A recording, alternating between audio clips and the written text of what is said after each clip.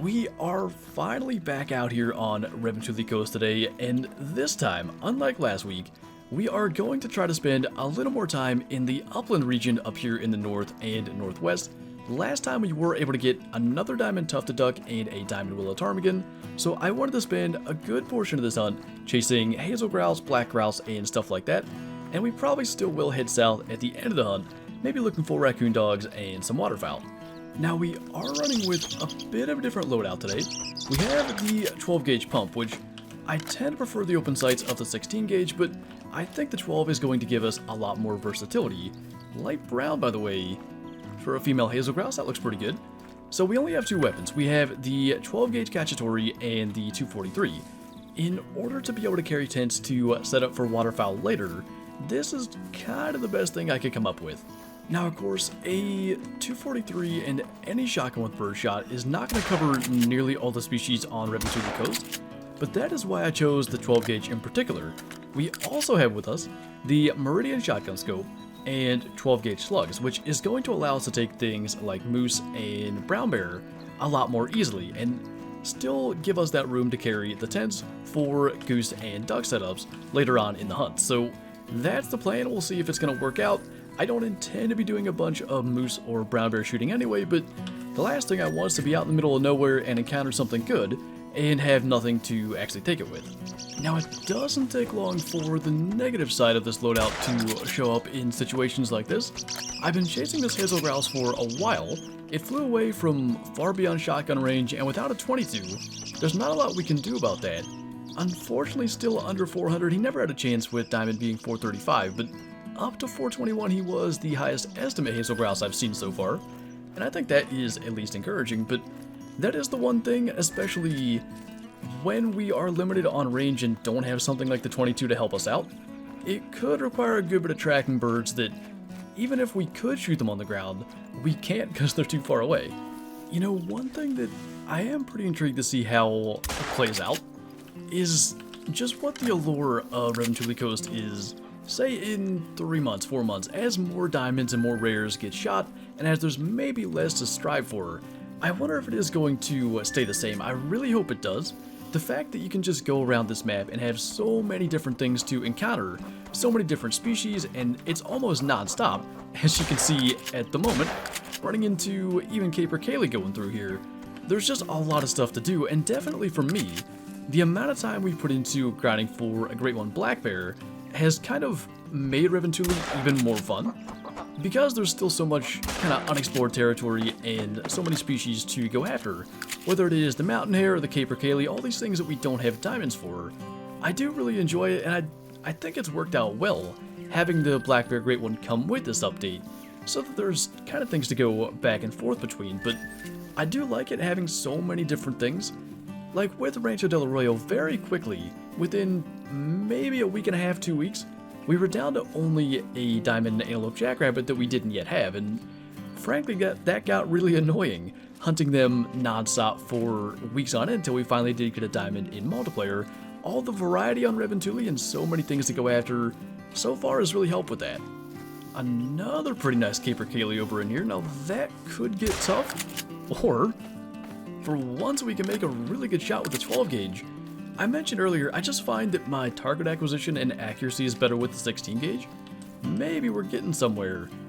I don't even know, I guess 7 hits, 1 into a lung there was the reason that dropped. I don't know if the 12 gauge and the 16 gauge or any shotguns have like a different speed as far as the actual projectile. It felt like the 12 gauge is a little bit slower, but again, it might be that target acquisition thing, but a couple of nice Caper Cayley full respawns. I should probably mention that again. The diamond Caper Cayley we shot all the way back in early access basically doesn't count. Any of our early access trophies are effectively gone. It was a fresh, clean slate when the new map released, so we still do need a diamond Caper Cayley on full release. Before we head off and go to look for waterfowl, I wanted to go back to a stream from 2 weeks ago now and take a look at one of the kills we had, which I've really wanted for the Trophy Lodge for quite a long time, long before Revontuli came out, and finally on this map, we managed to get it. I would assume there's other areas of the US or even Canada that they maybe want to do, Ooh, what the heck? There's a level 5 moose, speaking of. Alright. Nervous. I don't know where he's going to try to go. Try to kind of scoot in. I want to alert him because we have the 308. I want him to face us. Kinda.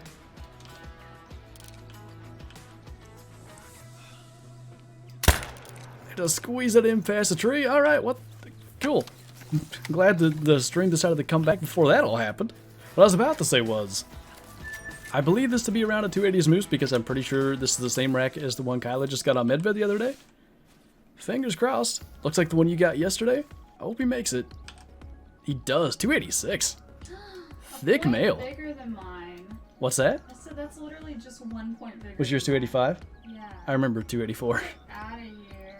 Mine's cooler because it's from Medved. Medved meats are special. I do agree. So I've been wanting to get another diamond moose with the lodge for one particular spot. There we go. One of the reasons, actually, that I hadn't done as much moose hunting content in the lead-up to Revontuli, once we were told that moose were going to be one of the species, is I was hoping maybe we could get an initial spawn or something. I don't know for certain that would be an initial spawn. I haven't spent much time down here, but we'll take that. No complaints from me. I really like to make new setups for waterfowl almost every time, and it's not necessarily because it tends to attract, whether it is the ducks or the geese, as soon as you set up the decoys. It's just because we've got so many areas we haven't really hunted yet. I think it's interesting to see what comes in, but I did see some tundra bean geese flying over this lake, so we're going to set up for them. And then we have some Eurasian widgeon. There was a call for them just a moment ago in this area, but one thing that recently got pointed out to me that I kind of remember hearing and then realized that I had completely forgotten about is that at least ducks, and I think geese as well, land into the wind.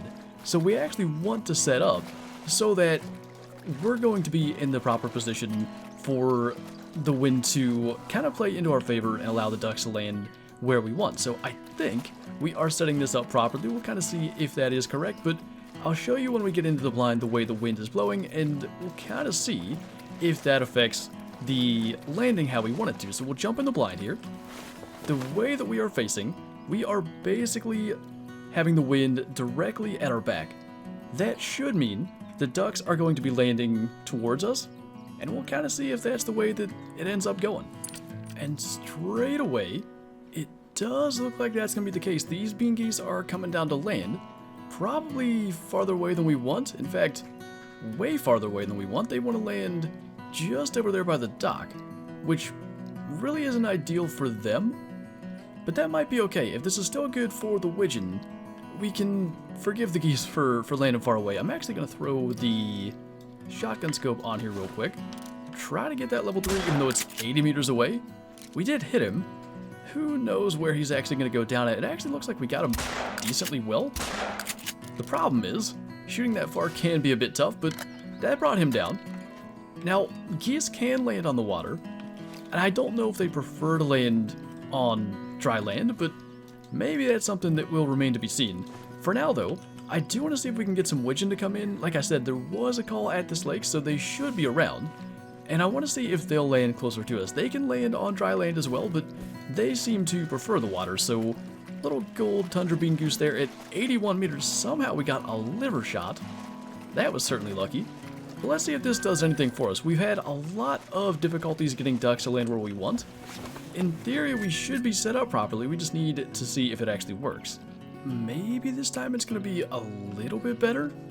They are still wanting to land more or less in the same spot though, which can be good information. If we want just a bean goose setup, I would say we just want it kind of out where these ones are landing. I almost wonder if we should leave the decoys in the same place though, and that's where I kind of struggle with the waterfowl hunting so far. I never know if I should move the decoys when stuff like this happens, or if I should kind of just go move the blind and leave them. So rather than moving this, let's grab a normal layout blind. This one's got to float over anyway, and we'll kind of see how it does. I didn't intend for this to be an experimental kind of waterfowl hunt, but there's still a lot to learn with this, and it feels like there is a proper way to do it. It's just a matter of getting it right, and the thing is, it's a matter of getting it right with each individual spot. Let's even get the old waterfowl blinds, since we're going on land anyway. And probably with our luck, we'll have the widgeon coming in next, but another gold, a brown plumage type gold tundra bean goose. But let's try this. Let's see if we can get some more geese to come in, and if they land in that same spot. I think we might just be onto something. Even though we're way away from the decoys, they still do seem to want to land over here. That is really interesting. We should be able to get more than one this time, as long as we can shoot halfway decent, which is not exactly a guarantee. And I never know, like, when they're landing like this, it's a tough shot to make. And pretty good evidence of that as we missed that shot. That one took a long time to get off the water, but we ended up with 3, I guess. Now, there's an interesting thing, and I don't know exactly what happens here. Like, this was obviously a not very good hit, and that goose is still alive. I don't know if anything ever changes, or if they do just kind of float back, or, even more interestingly, in the case where they're not dead yet, they don't even float. That could probably cause some issues. I could see that happening in the future, but for now we got the one, and I think it was a male. It was a light gray 2.7, and I guess we're just kind of sitting here till these drop in health, and I don't even think that one's going to. It's going down very slowly, but I'm guessing it's not even going to drop all the way to 0. So we'll actually try to hit that again. And I think after this we're going to jump and maybe go and look for Goldeneye, or maybe even Widgeon again at a different spot, because none have come in despite setting up the decoys. So I feel like, and I don't know where that goose went. Is that a thing? I wonder if, because it was alarmed, could it have spooked and that somehow makes it disappear? I have absolutely no idea. Good to know, but anyway, I feel like we learned something with the geese coming in and landing into the wind. I still just don't know, other than moving the setup maybe multiple times to fine-tune it, how to kind of get them to land at the decoys, but I feel like we're at least a little better off. It looks like we might have a better chance here. That's an odd looking duck, and it's going to spook. We'll hit that real quick. There's another there. It's the one thing where using the red dot sight would really help. When you have a duck that is flying upwards, your gun ends up kind of covering it, and it's hard to see where you're aiming, but we got him in the end. I guess that was just a gray. And I want to say that was a drake, the second one we shot, which is just over here on land, but outside of the fact that maybe our blind could be a little bit closer to where it seemed they wanted to land, that was a whole lot better. We got bean geese here as well. They seem to be absolutely everywhere. Nothing big, and I don't even want to set up for them. I want to just focus on the ducks while we have something that seems to be working. But what I might do is scoot the blind more like into this area, because they wanted to land just on the left side of the decoys. And maybe we have something. Well, that just about figures. Maybe just because of a slight shift in wind direction, but now they're landing on the right side of the decoys, which kind of makes this a little bit tough. That one sounded a whole lot closer. I don't know exactly where it was. There also are some widgeon here, which might mean we should set up for them as well. I guess we'll try to just hit those off the water. It's a bit of a bummer that we've done so much shooting off the surface of the water today, but I think on the other hand, it's kind of allowed us to fine-tune our setups a bit. I guess we'll just kind of move back to the center there. That is the one thing though, as long as you're hunting between, say, like, I don't know, 8 and 1400, something like that, the wind generally blows north to south. So if you set up your decoys and your blinds for that, most hours of the day generally it'll be fine. We just need to figure out where they want to land, and if it's inconsistent, I guess being in the middle gives us the best odds. Well, that is maybe the most confusing one we've had so far. They are landing into the wind, that's for sure, but the location they choose to land has been so inconsistent, it's going to be tough to hunt this spot, even though I really like it. I mean, the Goldeneye and the Widgeon, two species we don't have diamonds of yet. At least we got one out of the air there. Hopefully more than one got a second one. I think both hens, but I don't know. It is difficult. I think some of those spots, and maybe this could be one if we kind of altered our setup a little bit, but the places where the water or the body of water in that area is a lot more narrow, it kind of limits where they could potentially go and land. It's going to be interesting to see what the best way to go about it is. Definitely knowing that they want to land into the wind helps, but I don't know, it almost seems like the decoys don't matter in terms of getting them to land close to you. So you may have noticed that the moose didn't fit into this video in the smoothest way possible, and the reason for that is, at the time that I was recording, I kind of forgot that there even was a moose stream kill that I wanted to work into a video, and because he's in the trophy lodge here, I wanted to make sure it eventually gets into a video. Twitch VODs are only available for so much time, and because we're out here on Revontuli today, I thought this was an ideal time to get it in a video, and it kind of fit at least as a transition from upland hunting to waterfowl hunting. But we now have a 279 and a 286 side by side. It was pretty cool to get that on stream, and I was hoping to get a diamond moose off Revontuli. I would imagine, because we have a lot of diamond moose in here, we probably have at least one from every map. That would be a cool thing if on this info, if they kind of had the map or even the region of the map where you shot it. It'd be cool to see the variety in that as to where you're getting your trophies, and even to remember where you get them as the trophy lodges have been out for longer and longer, and maybe some of that information is a little harder to remember. But nice that we had the diamond moose to work in here. Unfortunately, no diamond upland birds or waterfowl today, and definitely a lot of confusion in the waterfowl hunting. A lot more experimenting and learning to do in terms of trying to get better at that. But anyway, that is going to do it for this video, so thank you guys for watching, and I'll see you next time.